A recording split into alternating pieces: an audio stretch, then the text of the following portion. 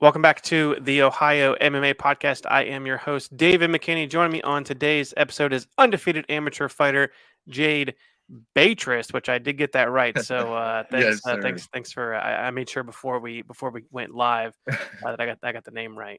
Yes, sir. Did it perfect. Yeah.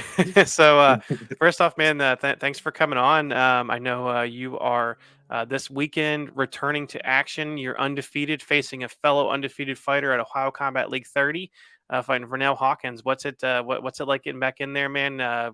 Pretty close to home. Yes, sir. It's been a long time coming, a long camp, but a perfect camp. I'm training with Jay Murphy, Trayvon Eller. So, I'm just excited to get back in there. I hate this week because it's long, just waiting for the time for action, but I'm excited. Yeah, I saw that you were on the card and was like, I know I've had I think one VO2 fighter on the podcast before. You guys are Trayvon's been ducking me, man. He doesn't want to come on the podcast, I guess. But I wanted to talk about how well you guys have been doing, and you guys the gym just continues to grow and grow, and you guys are producing so many fighters, so many great fighters. Talk about the gym and VO2 and Jay Murphy and the crew out there in Newark. Absolutely. Yeah, I think it's one of those things where iron sharpens iron.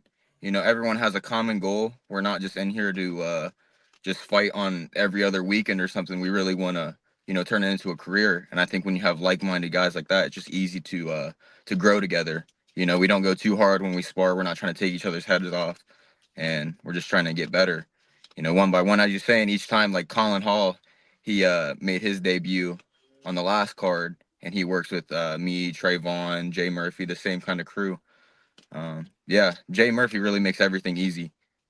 Truthfully. Yeah, yeah, and I noticed you guys have a bunch of like fighters starting to veteran fighters starting to make their way into the gym. I know Dom Johns told me he's been there. I know Matt Adams comes a little bit.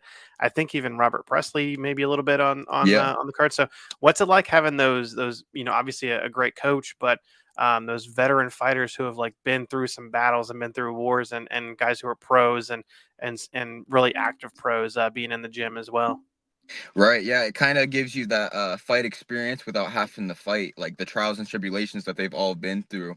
They let you know during training what not to do. I can learn through them by not even doing the situations that they've been through. Like you said, Robert Presley, Matt Adams, all those kind of guys. Dom Johns, that's who I've been working with a lot this training camp as well. It's like he had what 14 or so amateur fights, I think. It's just you can't replicate that. So I'm definitely blessed to have all their experience. Yeah, You know. Dom was a great story. I know he fought Trayvon in his last amateur fight, and he's like, "Hey, come train with us." So Yeah. that's a cool story. He's a great fit too. Yeah. He fits right in with everyone. Like I said, the like-minded goals. It's perfect. So let's talk a little about how you got started in MMA. I think you wrestled a little bit. I know you played football. But how'd you find the sport of MMA? Yeah. So I was up at OU. I was on academic probation, so I couldn't really get into the wrestling room. And I don't know. I sort of had an epiphany to try to make some money out of the skills that I had and I possessed. So dropped out and started boxing for 4 years because I never wanted to be considered a wrestler. I wanted to be a mixed martial artist. Um, so yeah, that's kind of where that all came from. And I never like when I got into it, I knew I wanted to try to be the best that I could. It wasn't something that I was just gonna do on the side. It was something I was gonna put all my energy into. And I got a really supportive family, and they back me up and they support me. It's kind of one of those things. As long as I'm putting in the action, I'm showing results. It's like everyone's on the same page that this is it for me. You know. Yeah, I actually saw in doing some research, I saw you did some tough man contests as well down in West Virginia. What was that Yeah. experience like? Yeah, that was one of the first fights I ever did, and it was scary as hell. It was one of the scariest things I ever got into because I never experienced any kind of physical altercation other than wrestling, So it was good. Obviously, it's not the same level of competition that is in the OCL or anything like that, but it was good to have some ruggedness in there, just get some of the fight experience under my belt. Yeah, I know Matt Adams. I think has done Tough Man, and RJ Harris has won a bunch of Tough Man contests. But Yeah. so let's talk about your career. So I didn't realize I actually called your debut, and I don't think I was there for your second fight, but looking back, I rewatched your first three fights. You're 3-0, and I saw the biggest thing I saw. One was the growth. I think from the first fight. The first fight you wanted to strike a little bit, but you picked up the guy, dumped him. We went for a couple submissions and ended up winning via TKO.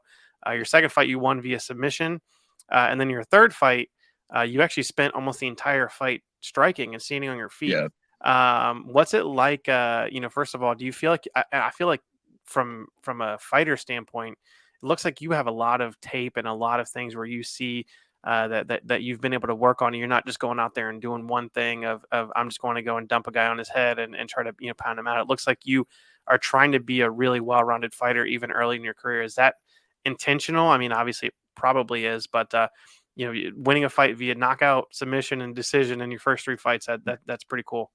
Yeah, absolutely. Like I said, coming into it, I never wanted to be considered a wrestler or a boxer or even a kickboxer or jiu-jitsu art. I wanted to be it all, kind of like a John Jones thing. He's not a wrestler, he's just a mixed martial artist. That's something I definitely wanted to embrace. The first two fights, I was coming off of jaw surgery, so I didn't want to risk staying on the feet. I just needed some time to like let everything heal. So that was part of the reason that I went in there straight, just get it to the ground as much as possible. Now I feel like I have more freedom, so I can take it to the ground if I need to, stay on the feet if I need to. But a lot of that experience that comes from Jay Murphy. I know I said his name so much, but he makes it easier. He sets a game plan. I stay within those boundaries that he sets, and I don't even have to think when I'm out there. So that's what the third fight really was just me calming down and listening to him, understanding what I possess. I don't have to take it to the ground if I don't want to. I can stay on the feet. Yeah. So And you also, I like the story. You went not only out of town, you went up to the Cleveland area. You fought a Cleveland guy, but up a weight class too. What's yeah. that's got to give you a ton of confidence going, into a guy's backyard, up a weight class, and being able to hang in there and win a pretty clear cut decision.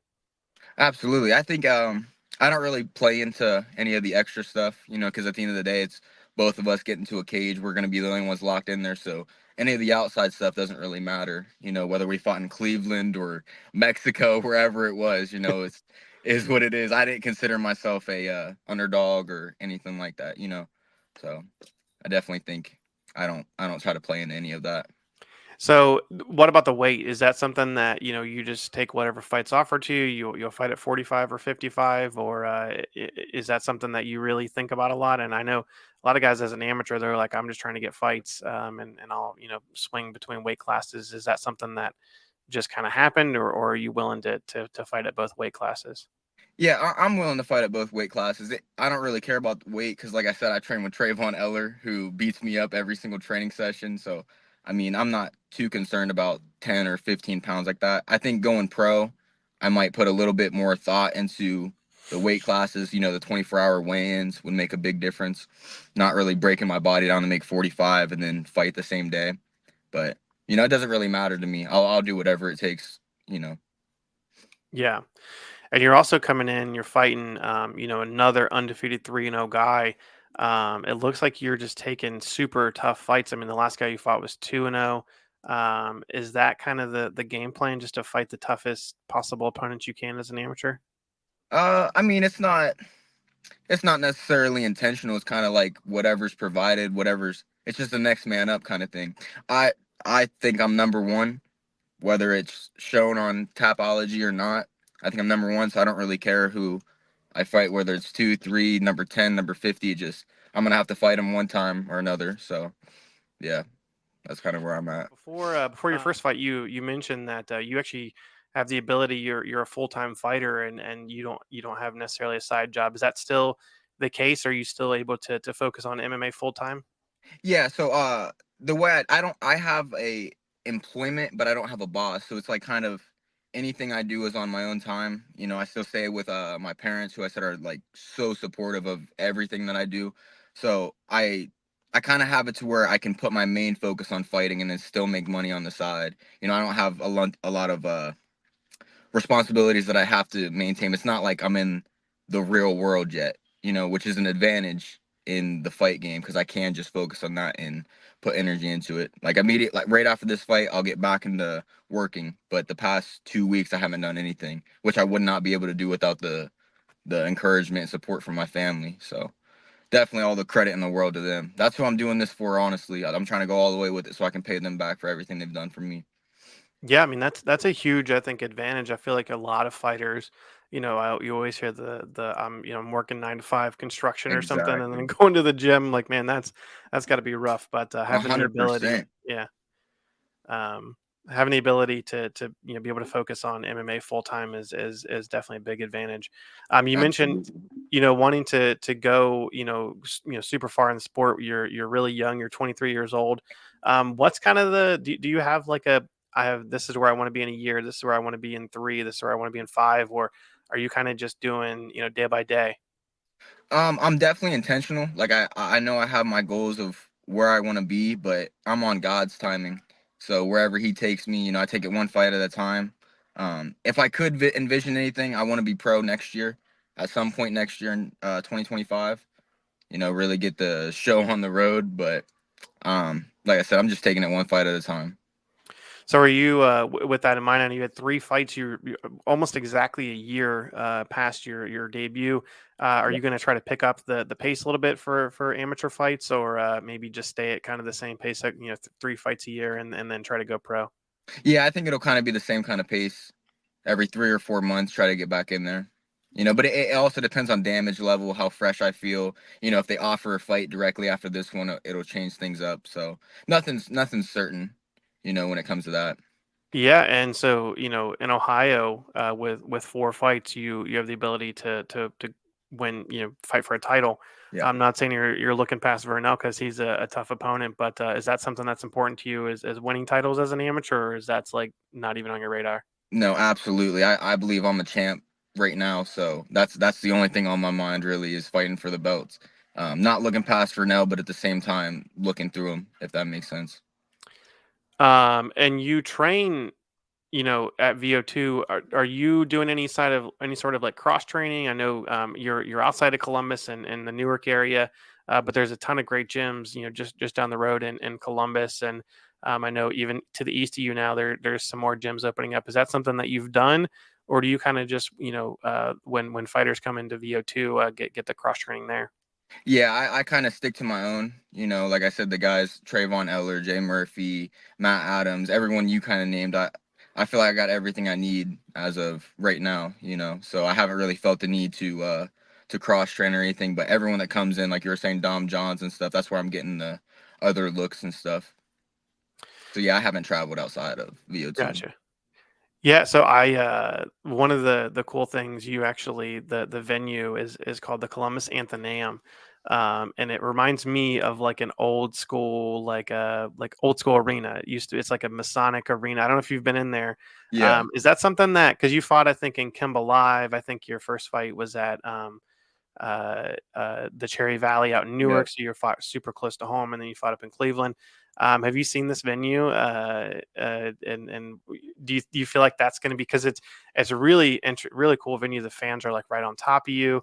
Like, it it feels is. like they're basically in the cage with you. Yeah, I've been there a couple times, and obviously I've never fought in the cage to see the fans around it, but the view, being a spectator, is crazy. Like you're almost in the ring yourself, like you were saying. So yeah, I think it's pretty cool, especially the way the stands are set up. It's almost a 360. You got the tables on the little balcony area. Yeah. Yeah, I think it's awesome. I love it. Yeah, and then there's also like theater boxes too. Like, I'm like, this is Yeah. crazy. It's like people are gonna put on their opera glasses or something.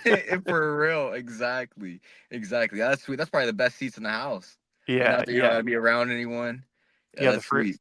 yeah, the first time I went there, I did not know what to expect, and I'm from Columbus. I'm like, "I've never been to this venue," and you go up, it's on the 3rd floor, which is Yeah, you crazy.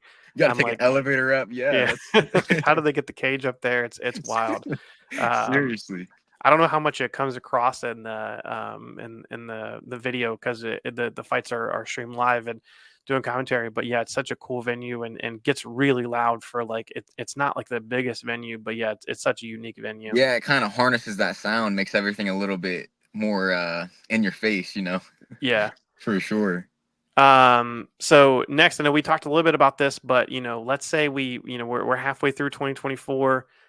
We catch up in a year, and you're on the podcast again. What are we going to be saying about Jade Batross a year from now? Like looking back, like, hey, last time we talked, you were in your fourth amateur fight. Now here's what's going on. Yeah, so that time I'll be pro, undefeated amateur career, uh, amateur title under my belt, and just taking it one fight at a time again. I'll probably have the same message and the same encouragement. You know, that's where I see myself in a year for sure. Yeah, no, I mean that it's always interesting to see a fighter so young that's like focused. I mean the sport is continuing to evolve, and this is that's like one of the things that keeps me going is like seeing the young guys that are like fascinating. You're like, man, like the amount of like just focus you have and the drive and but still at the same time staying humble.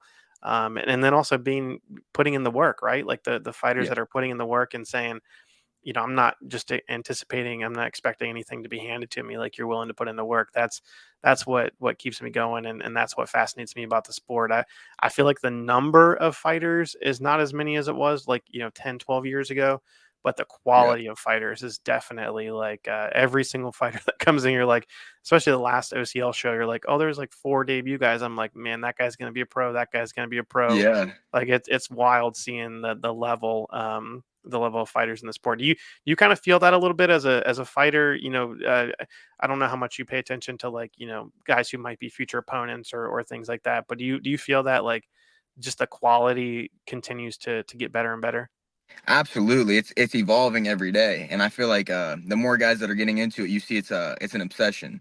It's not really like guys thinking about it, getting in a cage and fighting. Like it's the technique behind it. It's the actual sport of it all. Obviously, fighting's more than a sport, but you kind of see where I'm getting at. It's bigger than that, you know? And you Yeah, can see it like you're saying, like you look at the old UFC videos, you can just tell like a lot of things have changed in the past 20 years. And I think I don't you could say it's like the Conor McGregor success or the effect of him that it's like spread out, but yeah, I definitely see where you're going with what you're saying. yeah, it All these and all these guys look good. yeah, that's why I always tell people like if you want to watch fights, I don't even really watch the UFC that much anymore. I'm watching so many local fights. Like I'm like this is where the action is. Like I cover fights, not just Ohio, but I cover Tapology for like all of the Midwest and all the way out to Colorado. And I'm like, man, there's so many good young fighters like coming up that it's exciting to like follow these fighters from day one. So, Yeah, but absolutely. yeah, that like I said, that's what keeps me going and keeps me motivated, and I like I said, seeing fighters from the beginning of their career to getting to the highest level. So, um, Right. yeah, um, yeah, man, I'm excited for this fight. I think I haven't called a fight since your first fight, and now fight four. Yeah. I'll be back on the mic for OCL 30. What anything else you got to say? Any sponsors? Any fun things like that? No sponsors, but man, I'm excited to get in there Saturday, and hopefully me and Vernell will put on the fight of the night as it should. 3-0 versus 3-0, like you're saying, Yeah. man. It's about time.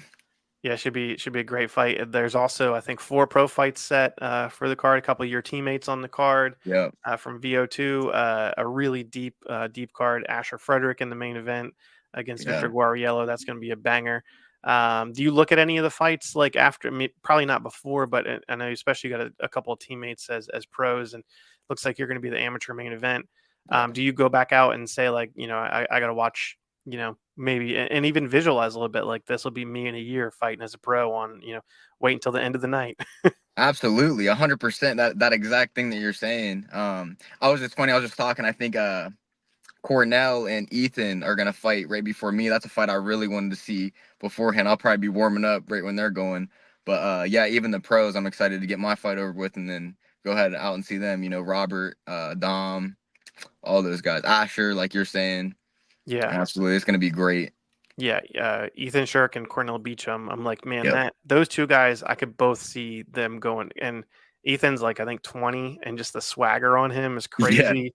Yeah. Cornell, a national champion wrestler, and want to know. And like, Man. I think his first fight, he had a full, went to a decision, and I think he learned a lot in that fight. Like it was not like he wasn't able to walk through the guy like maybe he thought he was going to, and he had Yeah, a tough opponent. But man, those two guys, and you're like, man, these guys are 2-0 against 1-0, and it's like this fight's like going to be a potential, like, man, you could look back in 3 or 4 years like, oh, both these guys are in the UFC or like in PFL, exactly. and it's crazy being able to see it It on the is. local stage. So yeah, Absolutely. I'm a fan. So that's the biggest thing first and foremost is I like watching fights. But yeah, man, 100%.